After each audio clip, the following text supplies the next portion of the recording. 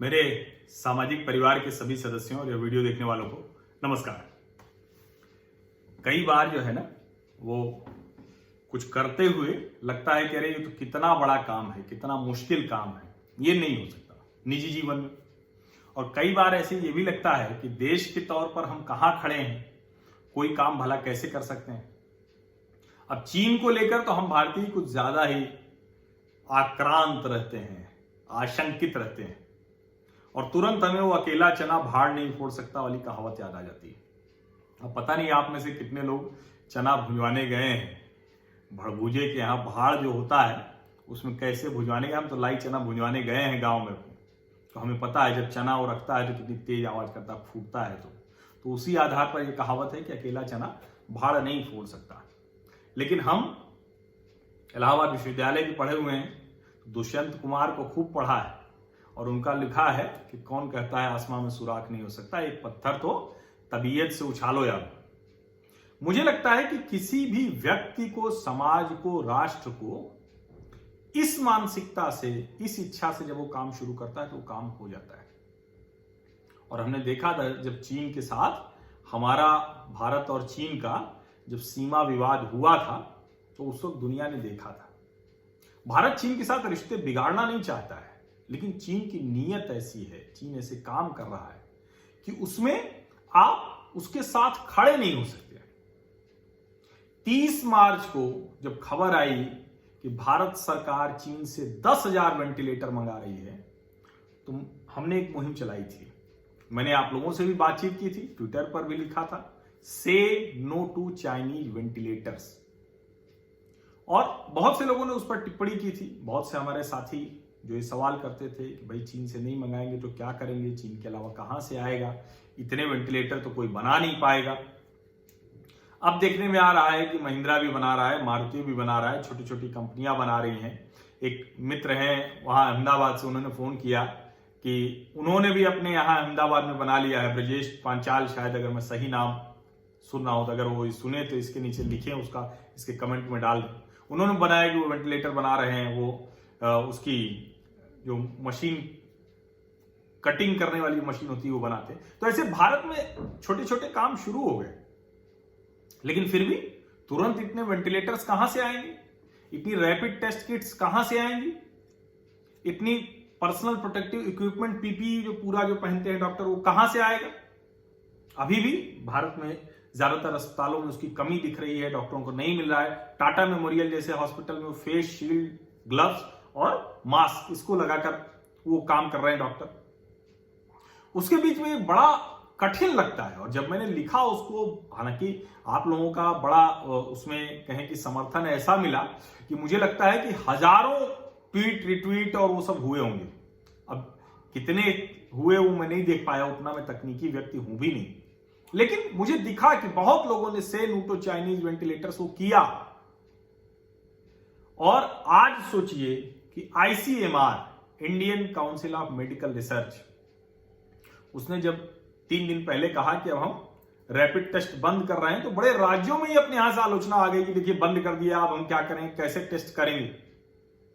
और अब उसने, जो डॉक्टर रमन गंगा खेड़कर हैं, आईसीएमआर के टॉप साइंटिस्ट हैं, इन्होंने कहा we are learning that the positive samples of RTPCR are showing too much variation when tested by rapid kits in the range of 6 to 71, 6 से 71%, इतना वेरिएशन। इसका मतलब कि वो ठीक नहीं है टेस्ट किट। और भारत सरकार ने, भारतीय चिकित्सा अनुसंधान परिषद ने चीन की सभी टेस्ट किट वापस करने का फैसला कर लिया। करीब 15 लाख बताई जा रही है।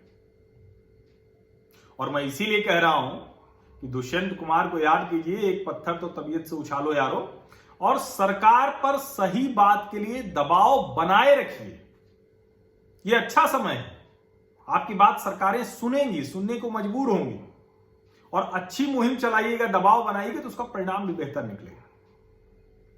आपको याद है जब एचडीएफसी में शेयर खरीद लिया था, 1% से ऊपर हो गया था, हालांकि उसको मैंने विस्तार से बताया था कि कोई 1% तुरंत नहीं खरीदा था। 0.8% तो मार्च 2019 तक था, मार्च 2020 के बाद 0.2% और बढ़ गया पीपुल्स बैंक ऑफ चाइना का। लेकिन सरकार सतर्क हो गई। उसने कहा कि कोई ऐसा हॉस्टाइल कुछ ऐसा ना हो जाए कि वो कब्जा करे। तुरंत सरकार ने नियम बदला एफडीआई के कि जो पड़ोसी देश हैं, सीमा जिनसे लगी हुई है, पहले से ही पाकिस्तान, बांग्लादेश, अफगानिस्तान ये सब था, उसमें चीन भी अब शामिल हो गया, बिना नाम लिए शामिल हो गया। अब ना चीन की कोई कंपनी हमारी किसी कंपनी को आके सीधे अधिग्रहण कर पाएगी, मालिकाना हक नहीं ले पाएगी। हालांकि उसमें एफपीआई की वो शर्तें नहीं है, फॉरेन पोर्टफोलियो इन्वेस्टर के जरिए 10% तक ले सकते हैं, एफपीआई लिमिट जो है। लेकिन सरकार ने वो भी कर दिया जो कभी नहीं माना जा रहा था कि चीन के खिलाफ भला भारत की सरकार क्या करेगी, और ये भी कर दिया कि चीन की टेस्ट किट उसको वापस कर दी। इसके पहले स्पेन, नीदरलैंड, तुर्की सब उसको वापस कर चुके हैं। इटली लड़ रहा है उससे, भाई हमको दोबारा क्यों चार्ज कर रहे हो। चीन नाराज है, कह रहा है कि आप इस तरह से नहीं कर सकते, गलत है, हमारी टेस्ट किट को आप ऐसे नहीं बता सकते। दुनिया भर में चीन के प्रति अविश्वास है। लेकिन एक जरूरी बात जिसके लिए मैंने ये अभी बातचीत की है कि जरा समझ लीजिए, चीन तो फॉल्टी टेस्ट किट भेज ही रहा है, लेकिन वेंटिलेटर को लेकर मैंने कहा कुछ स्थिति बता दूं। चीन में कुल 21 कंपनियां हैं जो वेंटिलेटर बनाती हैं। इनका अपना क्या है, प्रति सप्ताह 2200 वेंटिलेटर, यानी मोटा मोटा औसत अगर कहें तो 21 कंपनियां हैं, 2200 वेंटिलेटर प्रति सप्ताह बनाती हैं। 7 दिन में तो एक कंपनी बनाती है औसत 100। दुनिया भर के कुल वेंटिलेटर उत्पादन का यह है 20%। अब इसको दो तरह से समझिए। दुनिया में ऐसी कोई हेल्थ इमरजेंसी, मेडिकल इमरजेंसी हुई नहीं थी, स्वास्थ्य का आपातकाल नहीं लगा था कि वेंटिलेटर इतने चाहिए हो, और वेंटिलेटर इसका इलाज है ये अभी तक साबित नहीं हो पाया है।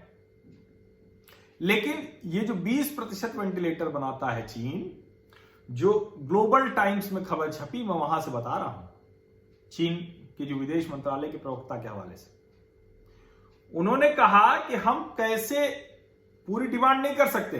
क्यों? क्योंकि एक वेंटिलेटर बनाने में करीब 1000 पुर्जे लगते हैं, 1000 स्पेयर पार्ट्स। और ये जो 1000 पुर्जे लगते हैं, ये यूरोपीय देश, दुनिया के अलग अलग देशों से वो आते हैं, वो आयात करता है चीन। और जब वो आयात करके सब बना लेता है तब वो निर्यात करता है। तो दुनिया में एक जो भ्रम है कि सब कुछ चीन बनाता है, चीन ही बनाएगा, चीन ही देगा, उस भ्रम को भी ठीक करने की जरूरत है। और दुनिया भर की कंपनियां चीन में जाके बना रही हैं। तो अगर वो कंपनियां अलग अलग तरह से निकलेंगी, मैं कई बार बता चुका हूं कि बहुत पॉजिटिव पिक्चर है। हालांकि उसमें कई मुश्किलें भी हैं, वियतनाम, थाईलैंड, मलेशिया, इंडोनेशिया, ये सब थोड़ा सा, ताइवान, ये भारत के लिए मुश्किल खड़ी कर रहे हैं, क्योंकि चीन से निकलने वाली कंपनियां वहां जा रही हैं, भारत भी आ रही हैं। उस पर भी एक अलग से रिपोर्ट फिर से बनाऊंगा, अभी मैंने बनाई थी 2-3 रिपोर्ट में उस पर कर चुका हूं। लेकिन इसका मतलब यह हुआ कि चीन ही सब करेगा, यह नहीं होने वाला है। और हमारे यहां की कंपनियां भी बड़ी आसानी से कर सकती हैं, उसको थोड़ा टाइम लगेगा, तो वो भी नहीं कर पा रहे हैं, उनकी भी क्षमता नहीं। तो ये समझ लीजिए, उन लोगों को लगता है कि यहां नहीं, वो उनकी भी क्षमता नहीं, दुनिया भर से ऑर्डर उनको मिल रहे होंगे। अब एक जरूरी चीज समझिए, जो ये कंपनी है गुआंगझाओ वोनफो बायोटेक, मैं इसकी स्पेलिंग बता देता हूं। एक मित्र ने कहा GUANGZHOU, गुआंगझाओ, वोनफो WONDFO, बायोटेक। बायोटेक की स्पेलिंग तो आप जानते ही। और दूसरी है झुहाई लिवजॉन डायग्नोस्टिक्स, ZHUHAI लिवजॉन LIVZON। ये जो गुआंगझाओ वोनफो बायोटेक है ना, इसके शेयर 40% शूट कर गए दुनिया भर में मेडिकल इक्विपमेंट की वजह से।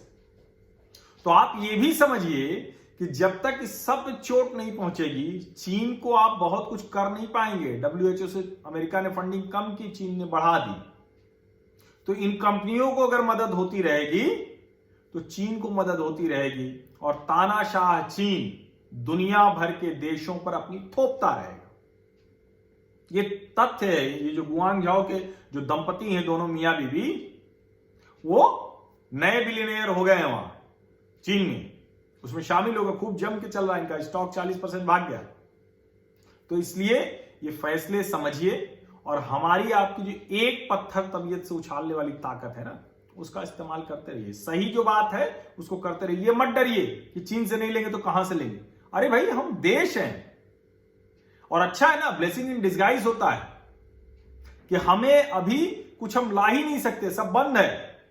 मैं तो कहूंगा कि भारत सरकार अपने यहां गतिविधियां शुरू करे, दूसरी कंपनियों को भी बुलाए, लेकिन बाहर से बंद रखे 6 महीने तक, धीरे धीरे आत्मनिर्भर हो, कंपनियों को तैयार करे। ये बहुत सुनहरा मौका है, ऐतिहासिक अवसर है मोदी जी, और बहुत बहुत धन्यवाद इन दोनों फैसलों के लिए, जो एफडीआई वाला भी फैसला लिया और जो ये टेस्ट किट वापस करने का फैसला लिया। तो एक पत्थर तबीयत से उछालो यारो। चलिए, मुझे लगता है कि बात अपनी पूरी हो गई, और अगर इस तरह की बातचीत में आपकी रुचि बनती है, मेरे इस चैनल पर जो और वीडियोज हैं वो आप देखेंगे तो आपको समझ में आएगा कि मैं किस तरह की बातचीत करता हूं। बात तो मैं सब करता हूं, राजनीतिक, आर्थिक, सामाजिक, दुनिया भर की बातें करता हूं, अंतरराष्ट्रीय, लेकिन मेरा टोन टेन्योर क्या है वो आपको समझ में आएगा। तो अगर इस तरह की बातचीत आपको समझ में आती है, अच्छी लगती है, और सब्सक्राइब नहीं किया है वीडियो तो सब्सक्राइब कर लीजिए, नोटिफिकेशन वाली घंटी दबा दीजिए, जिससे कि आप मेरे सामाजिक परिवार का हिस्सा बन जाएं और इस मुहिम को, सार्थक सकारात्मक बदलाव देश में लाने की इस मुहिम को आगे बढ़ाएं, उसको मजबूत करें। बहुत बहुत शुक्रिया, धन्यवाद।